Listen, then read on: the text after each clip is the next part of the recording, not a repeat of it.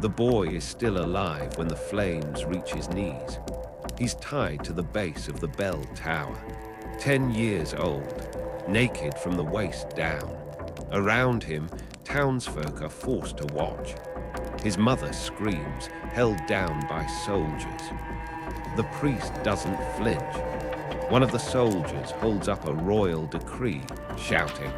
He refused to kiss the Queen's seal. A child who disrespects Her Majesty is no child of Spain. The torch is dropped. The boy's scream turns to a gurgle. His body convulses. The crowd is silent. A soldier picks up a handful of ash. He kisses his glove and mutters, "God save Queen Isabel." Silence, heavy, decorated silence. A pipe organ breathes. Velvet banners line the stone walls. Candles flicker in rows like watching eyes. The air smells of rosewater and melted wax. The crown of Castile rests on a red cushion. And then her footsteps, tiny, hesitant. Isabel de Bourbon. Age 3, she walks in holding her mother's hand. Her gown is too long. The lace veil scratches her cheeks. Her shoes are soft pink leather, pristine, untouched by dirt like her mind. She doesn't cry, but she doesn't smile either. Her eyes keep darting toward the crowd, toward the golden altar, toward the bishop holding a heavy book like it's meant to crush something. Maria Cristina kneels beside her daughter, beautiful, commanding. But her voice is cold as winter breath.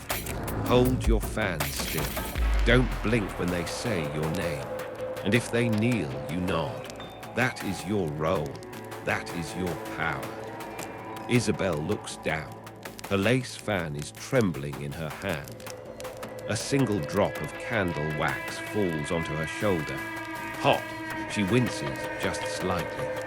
But the priest continues his sermon. No one notices. Then the crown is raised. The organ roars. Trumpets scream. 100 nobles cheer, their voices echoing like thunder. But Isabel stares upward, not at the crown, not at her mother, at the statue of the Virgin Mary above the altar. The statue's eye, just one, is cracked. And down that crack, a dark streak trails like a tear. Wax, mold, smoke, or something older. A royal proclamation is nailed to a church door. It bears the signature, Her Majesty Isabel II. She cannot yet spell it, but it is already sentencing people to die. Inside the chapel, a mother clutches her son as soldiers drag him away.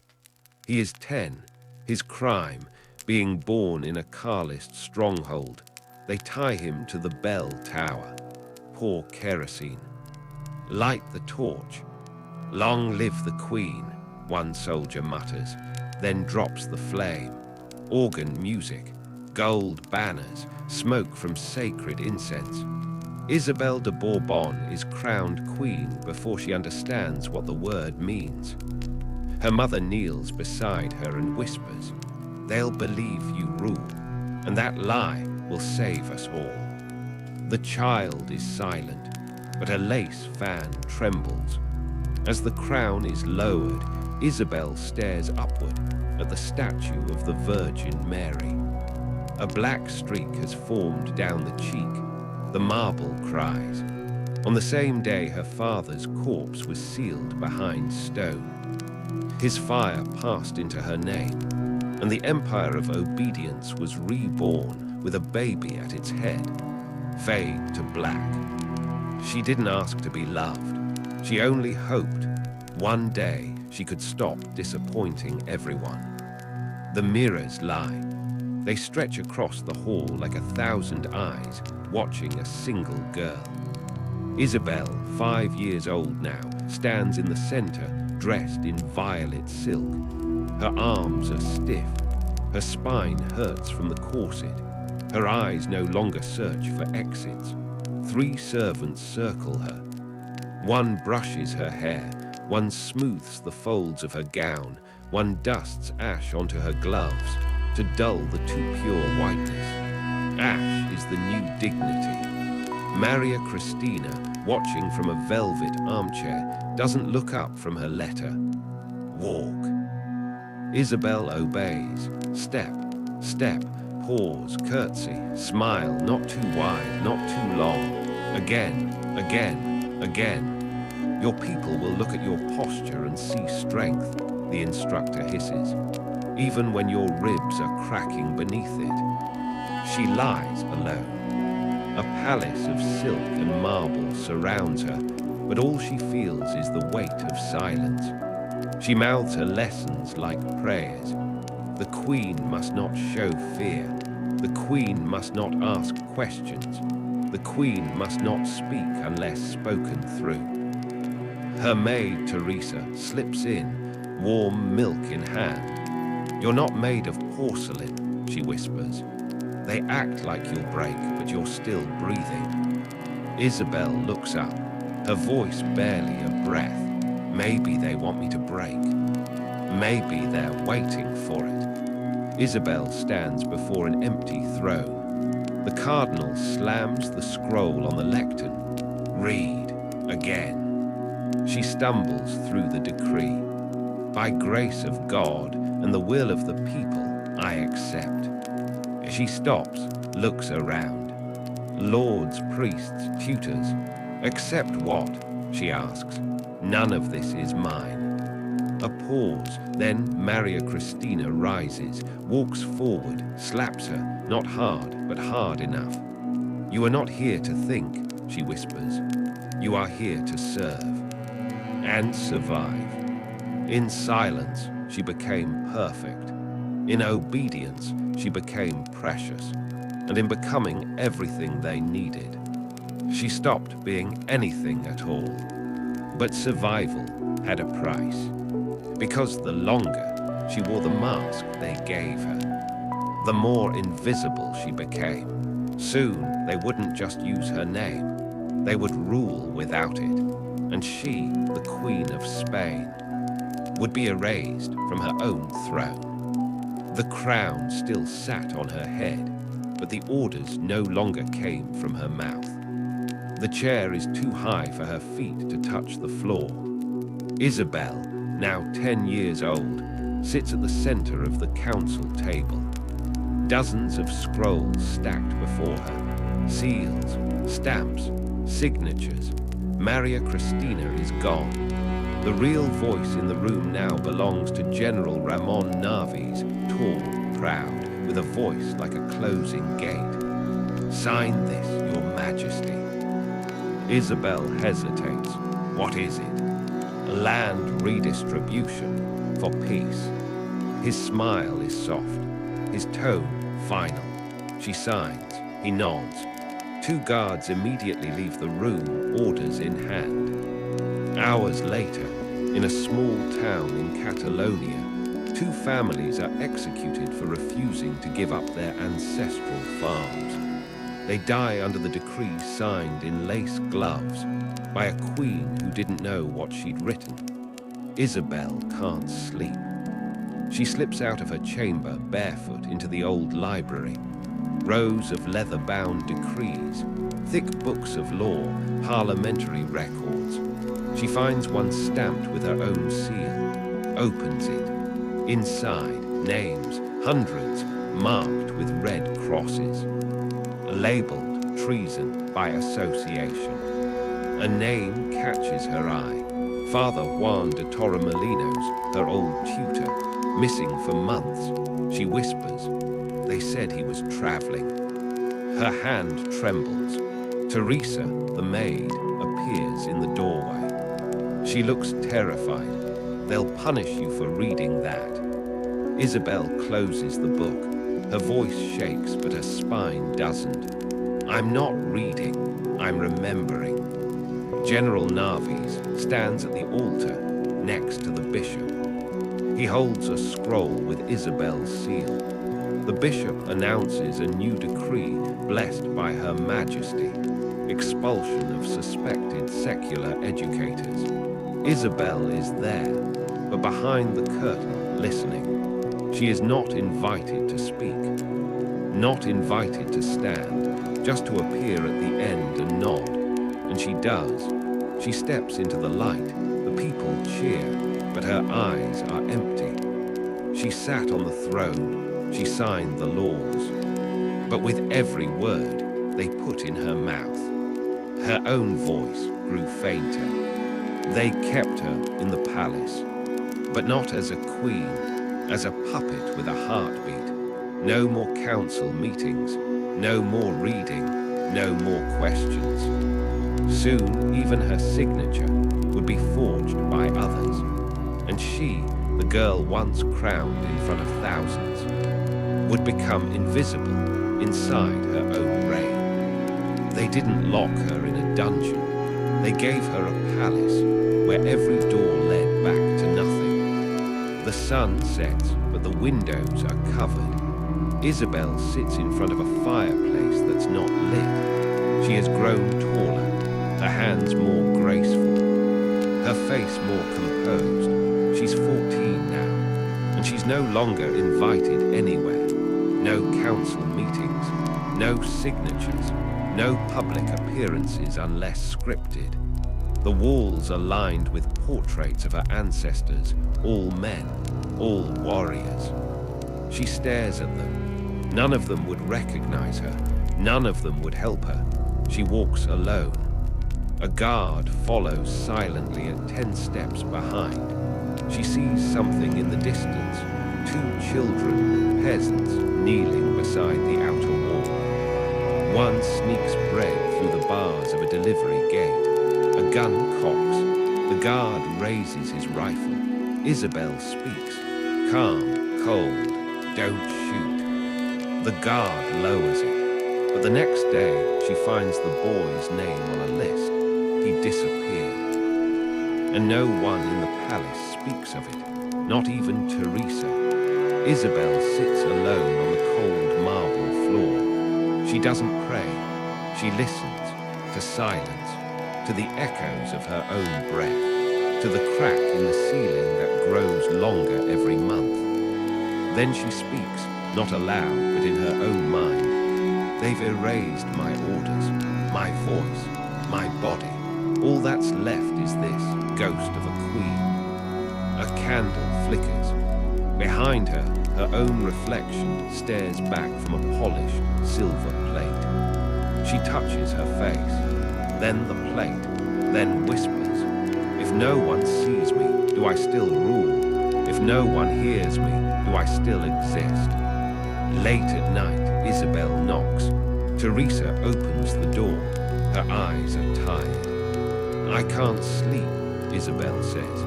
"I dream of people shouting my name, but I'm not there. It's someone else wearing my dress."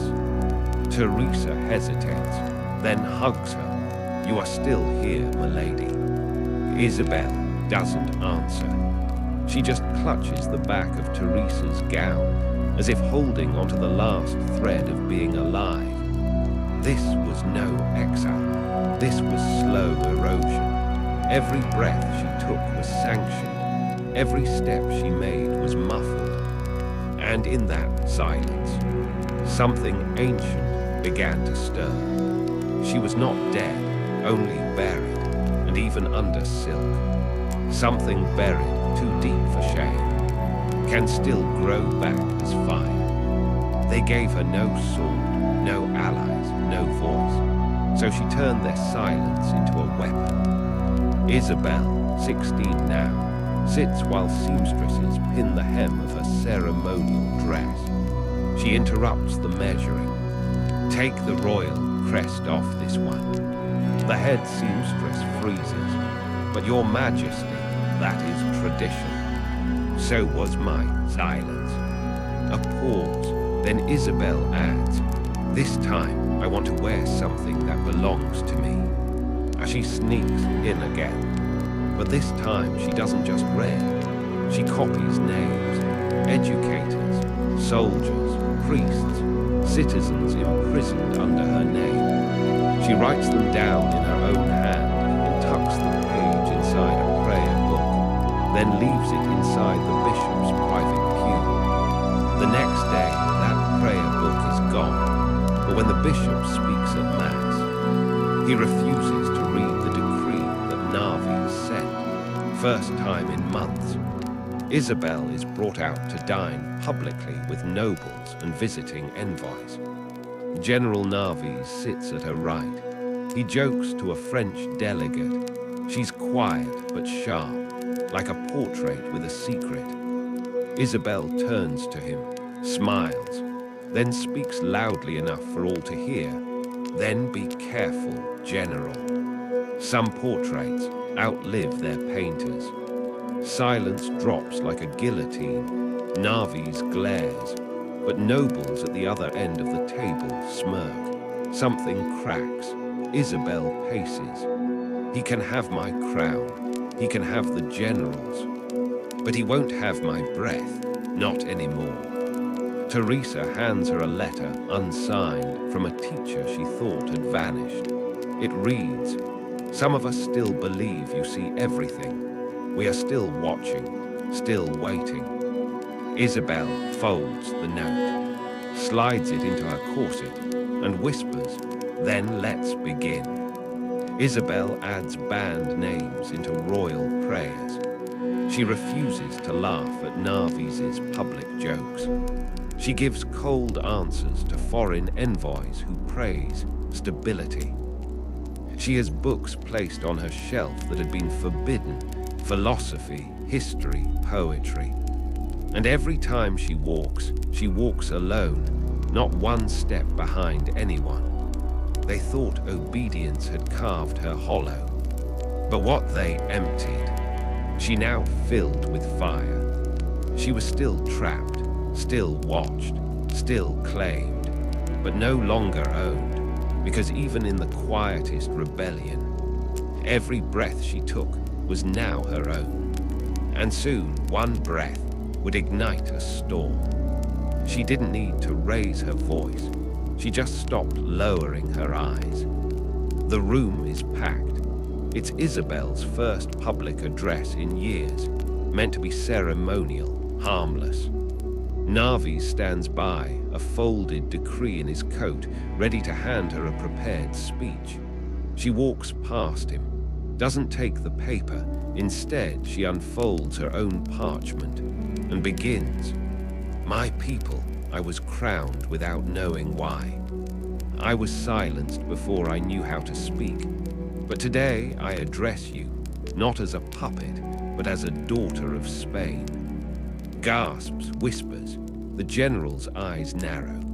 If loyalty to power demands blindness, then I would rather see and lose my throne. The room is stone still. She bows her head, then walks out, not waiting for applause.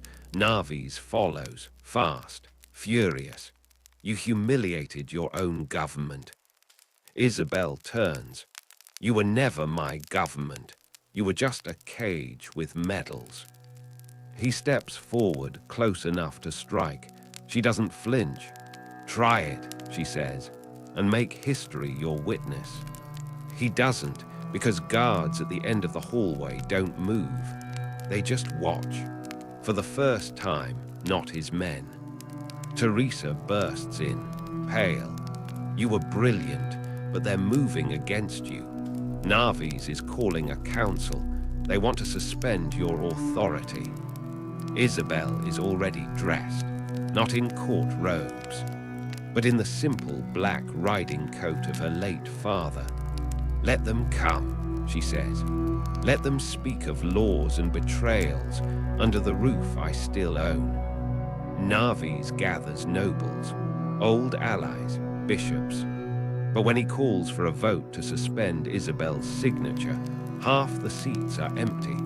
Some claimed illness. Some simply didn't show. The walls are shifting. Power is tilting, and Narves knows it. Isabel steps into the morning light. Below, the city wakes. Posters have begun to appear. let her rule.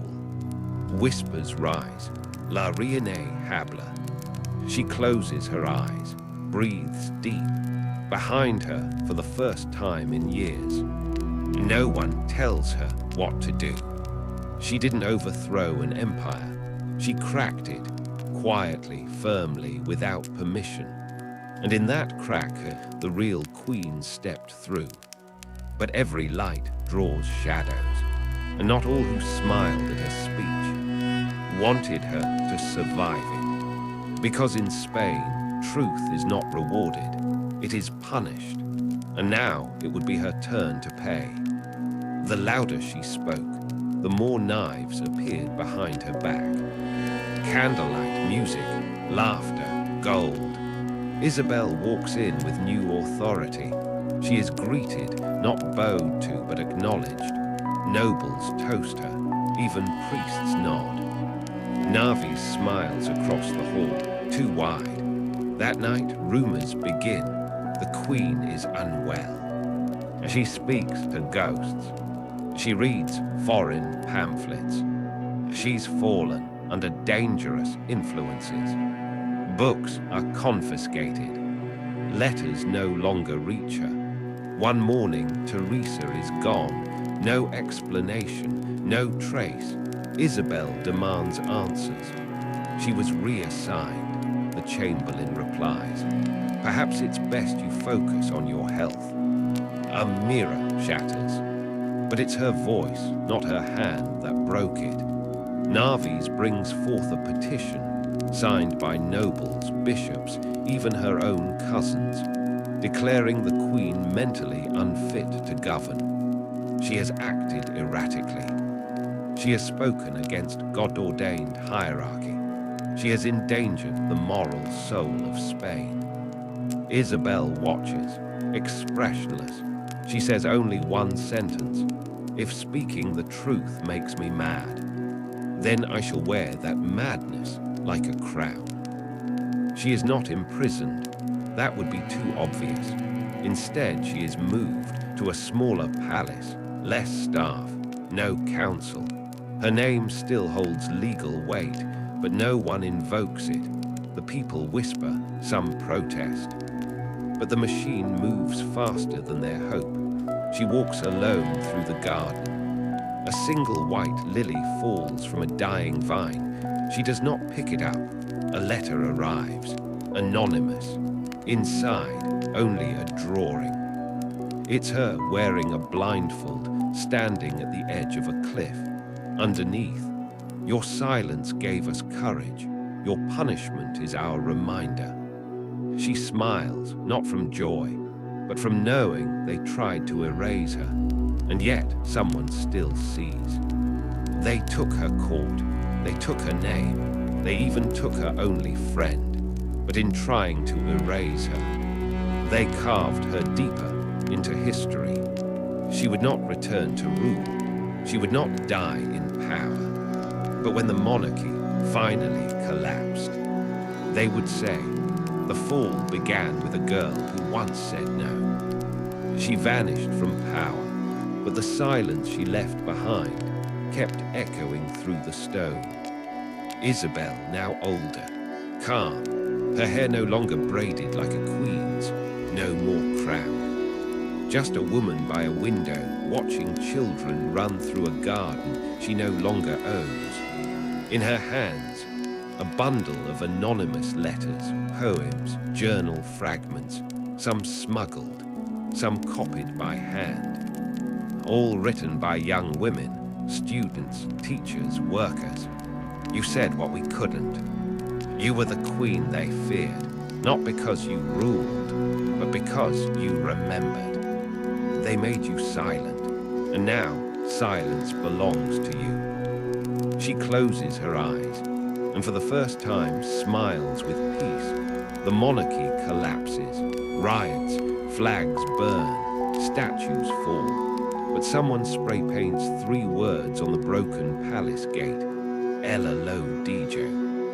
She said it. No name, but no one questions who. A historian dusts off a diary once dismissed as irrelevant. Inside, pressed between pages, a withered white lily. No ink, no comment, but the page it sits on reads. If history forgets, let memory rebel. They named her weak, they wrote her out, but those who suffer silently suffer precisely because they still believe. And belief, no matter how buried, is the sharpest thorn against empire. A young girl in modern clothes walks past the ruins. She pauses. In her notebook, she draws the silhouette of a woman, not with a crown, but with her back turned to a burning palace. And underneath, she writes, not a queen, a witness. We are taught to remember the rulers who built nations. But what about those who were used to decorate the throne, then discarded? Isabel II didn't rule with an iron fist. She ruled with hands bound in silk. And somehow, she still left a bruise on power. Backhand index pointing right, so tell me, do you think silence is submission? Or can silence itself become a rebellion? Speaking drop, your thoughts in the comments. Was Isabel a weak pawn, or the quiet architect of Spain's collapse? If you believe some voices were never meant to be silenced, pushpin hit subscribe and help us bring the forgotten stories back to light.